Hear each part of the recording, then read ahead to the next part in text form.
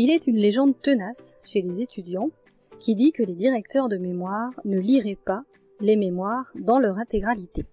De fait, les étudiants savent que nous encadrons beaucoup de mémoires en même temps, qu'ils font tous au minimum 80 pages, et donc que cela fait beaucoup à lire. Dans ce contexte, il est difficile d'imaginer, quand on est étudiant, que le directeur de mémoire lit votre texte dans son intégralité. Cette légende est ancienne, probablement issue du fond des âges, et comme certains de mes camarades, étant étudiante, j'ai voulu la confronter à la réalité. Je ne vous raconterai pas l'histoire, elle n'est pas bien glorieuse, mais je vous assure que depuis très longtemps, les directeurs de mémoire lisent bien les mémoires. Et parfois même, ils lisent surtout ce qu'on ne voudrait pas qu'ils lisent. Bref, aujourd'hui que j'encadre et que je corrige des mémoires, je vous confirme que nous lisons bien les mémoires. Néanmoins, nous avons des techniques pour rendre cette lecture efficace. Dans cet épisode, je vous explique comment on lit les mémoires et comment vous pouvez aider votre directeur de mémoire à accélérer sa lecture.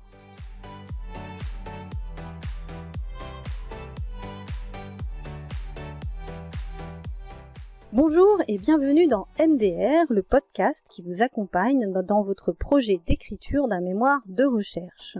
Je suis Aurélie Dudésert, professeure des universités et directrice de recherche en management, et je partage ici mon expérience d'encadrante et de correctrice de mémoire pour vous soutenir et vous motiver dans ce travail.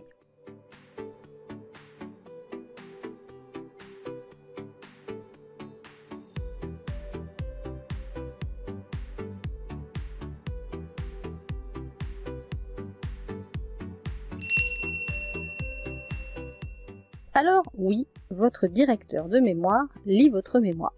En général, les mémoires arrivent tous au même moment. Nous avons donc tous une bonne dizaine de mémoires à lire en même temps sur une période très courte. Cela pourrait vous laisser penser que nous ne faisons que les parcourir. Chacun d'entre nous est différent bien sûr, mais nous avons des techniques communes pour lire les mémoires dans leur intégralité.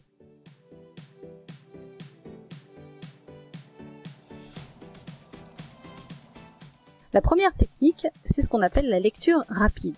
La lecture rapide, cela ne veut pas dire que nous ne lisons pas les mémoires. Sachez que si écrire s'apprend en écrivant, lire s'apprend en lisant. Autrement dit, plus nous lisons et plus nous accélérons notre temps de lecture. C'est-à-dire qu'avec le temps, nous sommes capables de lire et de comprendre un nombre de mots par minute supérieur à la moyenne. Et c'est donc le cas pour la majorité des encadrants et des directeurs de mémoire aujourd'hui. À force de lire, ils ont développé une capacité particulière qui est celle d'accélérer le nombre de mots qu'ils peuvent lire et comprendre au regard d'autres personnes. Néanmoins, cette technique de lecture a un corollaire. Concrètement, dès qu'une faute d'orthographe apparaît, nous bloquons dans le rythme et nous sommes insatisfaits. La lecture rapide est en effet peu compatible avec les fautes d'orthographe, de grammaire et de style. C'est pour cela que nous les voyons très vite. Cela nous énerve rapidement, d'autant qu'aujourd'hui, de très nombreux logiciels de correction orthographique et grammaticale existent gratuitement sur le web. Donc, un texte mal écrit est très vite mal interprété par le correcteur et nous fait mauvaise impression. Il m'est d'ailleurs, à titre personnel, déjà arrivé de refuser de corriger des mémoires à cause de cela. Concrètement, au-delà de 10 fautes par page, j'estime que le document n'est pas aux normes et donc ne mérite pas d'être noté.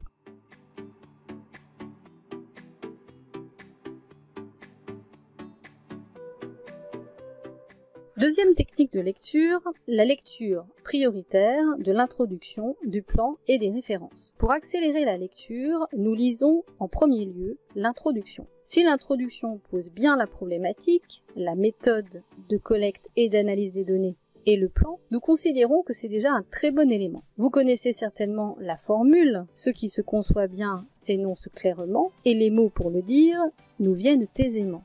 Eh bien, c'est tout à fait ce que nous cherchons dans l'introduction. L'introduction pour nous est un repère pour identifier si l'exercice a été bien compris et mené. La structure du plan est aussi un élément sur lequel nous portons une attention particulière.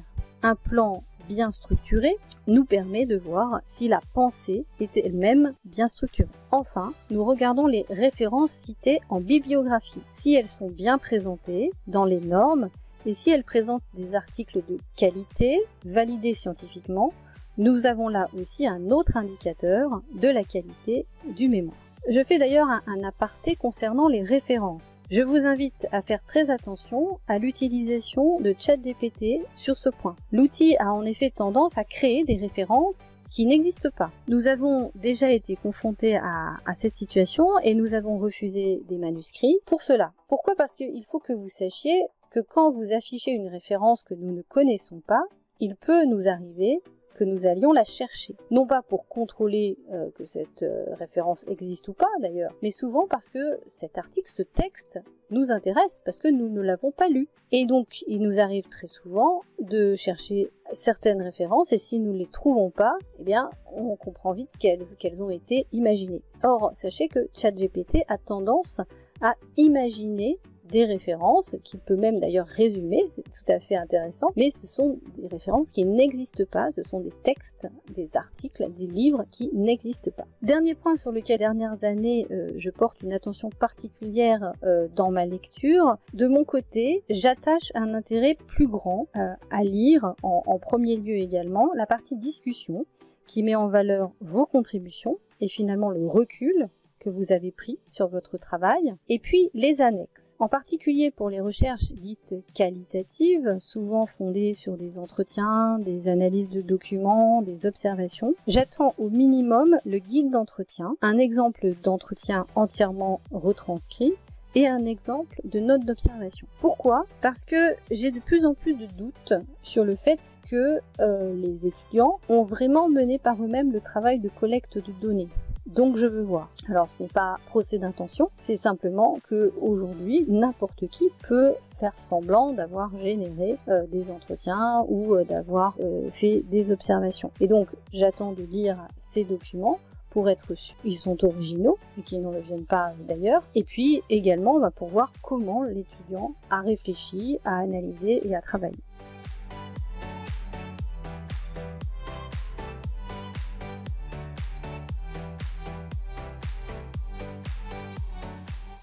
Alors, du coup, quand vous savez comment lit votre directeur de mémoire, c'est-à-dire à la fois qu'il utilise la lecture rapide et qu'il porte des points d'attention particuliers sur certaines parties, comment aider votre directeur de mémoire à mieux lire votre travail ? Alors, en premier lieu, donc cela ne vous surprendra pas, mais corriger les fautes d'orthographe, de grammaire et de style aidera grandement votre directeur de mémoire à lire votre mémoire et donc augmentera son taux de satisfaction. De même, utiliser une police agréable de taille 12 minimum avec un interligne 1,5 est toujours intéressant puisque ça donne vraiment l'impression d'un texte qui respire. Faire des tableaux de synthèse dans votre texte, des schémas pour présenter vos idées sera aussi très utile. En mode lecture rapide, cela clarifie énormément la lecture.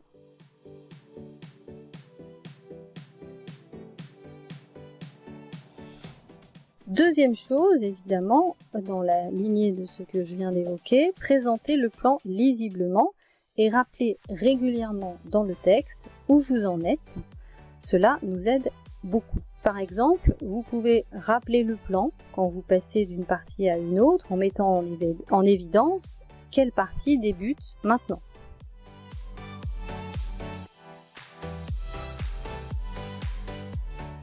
Troisième chose, moi ce que je vous conseille, c'est à la fin d'une grande partie, c'est de synthétiser dans un court paragraphe les idées clés qui ont été évoquées dans cette partie.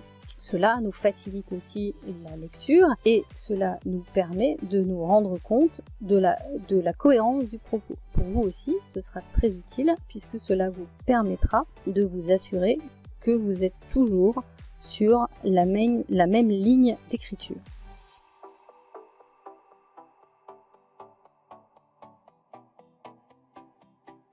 Quatrième conseil, passez du temps sur l'introduction pour qu'elle soit bien claire. Alors, vous pouvez bien sûr commencer, quand vous commencez à écrire, commencer par écrire l'introduction. Vous avez là une base qui vous permet d'entrer dans l'écriture. C'est tout à fait bien et c'est comme ça que d'ailleurs, personnellement, j'écris. Néanmoins, je vous conseille de reprendre l'introduction une fois que vous avez terminé votre manuscrit, quelques semaines ou quelques jours avant de rendre le manuscrit, afin de bien retravailler cette introduction pour préciser le propos, être clair et surtout donner envie de lire la suite.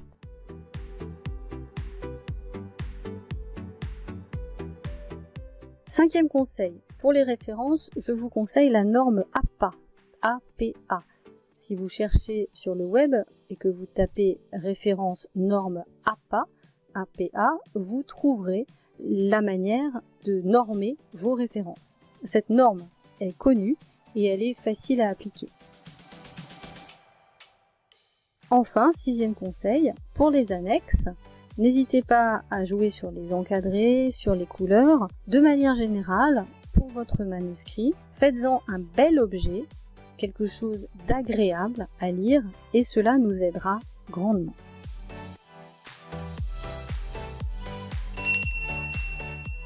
En conclusion, je vous confirme que votre directeur de mémoire lit bien votre mémoire dans son intégralité.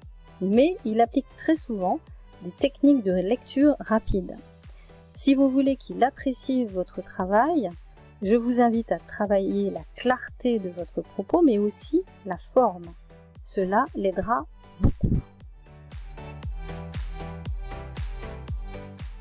C'est ici que se termine le 9e épisode de MDR. Je vous remercie pour votre écoute et si vous avez des questions ou des commentaires, vous pouvez m'écrire à l'adresse indiquée sur le podcast. Bien entendu, n'hésitez pas à partager ce podcast autour de vous. À bientôt!